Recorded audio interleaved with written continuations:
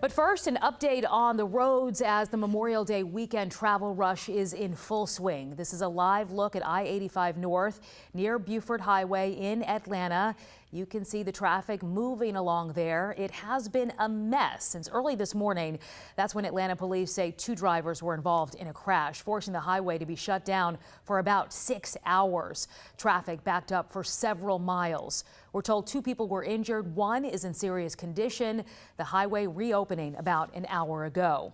And that was just one of many bad accidents we've been following since morning rush. A startling reminder to be patient and courteous on the roads as everyone gets to their destination safely. And don't forget to gas up before heading out. There are still gas stations without fuel here in Georgia. Gas Buddy reporting 25% of stations are still dry.